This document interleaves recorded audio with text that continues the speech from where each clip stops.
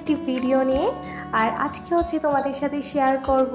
আজকে হচ্ছে অনেকদিন ধরে হচ্ছে ফুচকা খেতে মন চাচ্ছিল, সো আজকে হচ্ছে আমরা চলে এসেছি হাসান আলীর মাঠে ফুচকা খাওয়ার জন্য। আর এই যে স্ট্যাচুটা হচ্ছে দেখতে অনেক বেশি সুন্দর লাগছিল। আর ফুচকা খেতে এসে দেখি হচ্ছে এইদিকে হচ্ছে কি যেন একটা সমাবেশ হচ্ছিল, তো অনেক লাইটিং দেখতেই পাচ্ছ, এইদিকে হচ্ছে অনেক বেশি লাইটিং আসছিল কিন্তু। আর স্ট্যাচুটা দেখতে অনেক বেশি সুন্দর লাগছিল, এটা তার জন্য এটা একটা ভিডিও ক্লিপ নিয়ে নিলাম। আর এইদিকে অনেক বেশি ভিড় ছিল যেহেতু একটা সমাবেশ হচ্ছিল আই থিঙ্ক।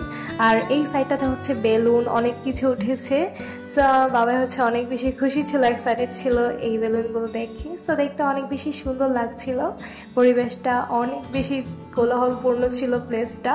তো এখন হচ্ছে আমরা এক সাইডে হচ্ছে ফুচকা খাওয়ার জন্য বসে পড়ি, যেহেতু পুরোটা মাঠে এখন আর ফুচকা নেই। আর হচ্ছে আমরা আজকে ট্রাই করবো হচ্ছে নতুন একটা হচ্ছে মাঠা। এই মাঠাটা অসম্ভব মজা ছিল, এত মজা ছিল যে পরের বার হচ্ছে আমার ভাইয়া নিতে যেয়ে দেখে যে না, শেষ হয়ে গিয়েছে সবগুলো।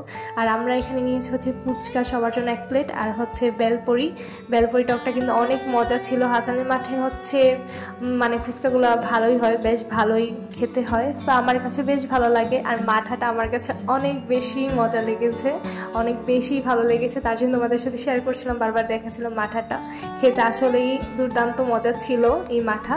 আর এইদিকে হচ্ছে আমি একটা হচ্ছে এখন বেলপুরিও ট্রাই করবো, ফুচকাও ট্রাই করবো। সো আজকের মতো ভিডিওটা এই পর্যন্তই। Thanks for watching my video.